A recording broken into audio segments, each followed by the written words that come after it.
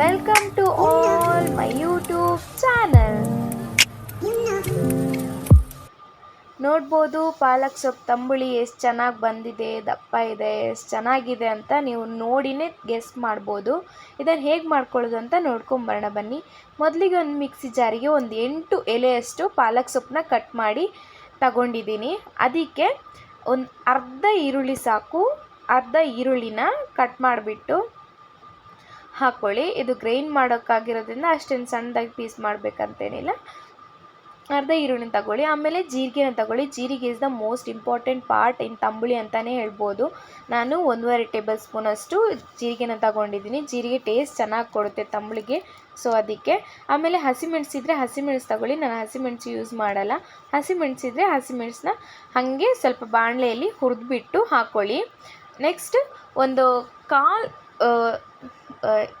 ಗಾತ್ರದಷ್ಟು ಹುಣಸೆ ಹುಳಿನ ಹಾಕೋತಾ ಇದ್ದೀನಿ. ಹುಣಸೆ ರಸನೂ ಹಾಕೋಬೋದು, ಬಟ್ ಗ್ರೈಂಡ್ ಮಾಡೋದಕ್ಕೆಲ್ಲ ಹುಳಿನೇ ಹಾಕೋಣ ಅಂತ ಹಾಗೆ ಹಾಕೋತಾ ಇದ್ದೀನಿ. ಆಮೇಲೆ ಅರ್ಧ ಕಾಯಿಯಷ್ಟು ತೆಂಗಿನ ತುರಿನ ಹಾಕೋತಾ ಇದ್ದೀನಿ. ಅರ್ಧ ಕಾಯಿನ ಹಾಕ್ಕೊಂಡಿದ್ದೀನಿ. ಒಂದು ತೆಂಗಿನಕಾಯಲ್ಲಿ ಅರ್ಧ ಪಾಟನ್ನ ತುರಿದ್ಬಿಟ್ಟು ಹಾಕ್ಕೊಂಡಿದ್ದೀನಿ. ಲಾಸ್ಟಿಗೆ ಮೊಸರು ತಂಬುಳಿಯಲ್ಲಿ ಮೊಸರು ಇಂಪಾರ್ಟೆಂಟೇ, ಮೊಸರಿಂದನೇ ಮಾಡೋದು. ಸೊ ಮೊಸರು ಹಾಕ್ಕೊಂಡಿದ್ದೀನಿ. ನೆಕ್ಸ್ಟ್ ಲಾಸ್ಟ್ ಬಂದುಬಿಟ್ಟು ಉಪ್ಪು ಹಾಕ್ಕೋತಾ ಇದ್ದೀನಿ. ನಿಮ್ಮ ಟೇಸ್ಟಿಗೆ ಎಷ್ಟು ಬೇಕು ಅಷ್ಟು ಉಪ್ಪು ಹಾಕ್ಕೊಂಡು ಚೆನ್ನಾಗಿ ಗ್ರೈಂಡ್ ಮಾಡಬೇಕು. ಗ್ರೈಂಡ್ ಮಾಡಬೇಕಾದ್ರೆ ಏನು ಹಾಕ್ಕೊಳ್ಳೋದಕ್ಕಿಲ್ಲ. ನೀರು ನಿಮ್ಗೆ ಎಷ್ಟು ಬೇಕೋ ಅಷ್ಟು ನೀರು ಹಾಕ್ಕೋಬೇಕು ಅಷ್ಟೇ. ಅದು ಬಿಟ್ಟರೆ ಏನು ಇಂಗ್ರೀಡಿಯೆಂಟ್ಸ್ ತೋರಿಸಿದ್ದೀನಿ ಅದನ್ನು ಮಾತ್ರ ಹಾಕ್ಕೊಳ್ಳೋದಕ್ಕೆ. ನೋಡ್ಬೋದು ಎಷ್ಟು ಚೆನ್ನಾಗಿ ಬಂದಿದೆ ಅಂತ. ನೈಸಾಗಿ ಪೇಸ್ಟ್ ಆಗಬೇಕು. ದಪ್ಪ ದಪ್ಪ ಅಥವಾ ಮಧ್ಯದಲ್ಲಿ ಪೀಸ್ ಉಳ್ಕೊಳ್ಳೋದು ಆ ಥರ ಎಲ್ಲ ಏನೂ ಇರಬಾರ್ದು. ಫುಲ್ ಸ್ಮೂತಾಗಿ ಗ್ರೈಂಡ್ ಮಾಡ್ಕೋಬೇಕು. ನೋಡ್ಬೋದು ನೀವು ಎಷ್ಟು ಚೆನ್ನಾಗಿ ಬಂದಿದೆ ಅಂತ. ಇದಕ್ಕಿನ್ನು ಲಾಸ್ಟ್ ಏನಂದರೆ ಒಂದೇ ಪ್ರೊಸೆಸ್ಸು, ಒಗ್ಗರಣೆ ಕೊಡೋದಷ್ಟೇ. ಎಷ್ಟೇನು ಕಷ್ಟ ಇಲ್ಲ. ಇದನ್ನು ಮಾಡ್ಕೊಳ್ಳೋದು ತುಂಬಾ ಈಸಿ. ಬೇಸಿಗೆಗಾಲದಲ್ಲಿ ತುಂಬಾ ಜಾಸ್ತಿ ಕುಡಿತಾರೆ ಇದನ್ನು. ಇದು ತುಂಬಾ ಒಳ್ಳೆಯದು ಅಂತ ಹೆಲ್ತ್ಗೆ. ಆಮೇಲೆ ಈಗ ನಾನೊಂದು ಸೌಟನ್ನ ತಗೊಂಡಿದ್ದೀನಿ. ಸೌಟಿಗೆ ಎಣ್ಣೆ ಹಾಕ್ಕೊಂಬಿಟ್ಟು ಅದಕ್ಕೆ ಸಾಸಿವೆ ಕಾಳು ಹಾಗೆ ಜೀರಿಗೆ ಕಾಳನ್ನ ಹಾಕೋತಾ ಇದ್ದೀನಿ.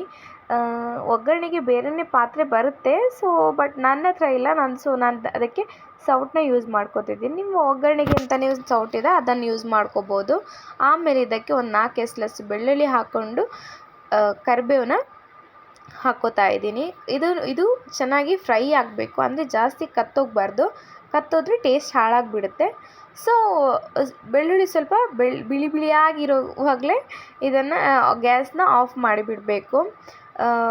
ನಾನೇನು ಮಾಡಿದ್ದೆ ಅಂದರೆ ಆಯಿಲ್ ಹಾಕಿಬಿಟ್ಟು ಜಾಸ್ತಿ ಕಾಯೋದಕ್ಕೆ ಬಿಟ್ಟಿಲ್ಲ, ಯಾಕಂತಂದರೆ ಅದು ಸಿಡಿಯುತ್ತಲ್ಲ. ಸೊ ಅದಕ್ಕೆ ಆವಾಗಲೇ ಹಾಕಿದ್ನಲ್ಲ, ಸೊ ಅದಕ್ಕೆ ಹಾಗೆ ಇಟ್ಕೊಂಡು ಸ್ವಲ್ಪ ಅದನ್ನು ಫ್ರೈ ಮಾಡ್ತಾ ಇದ್ದೀನಿ.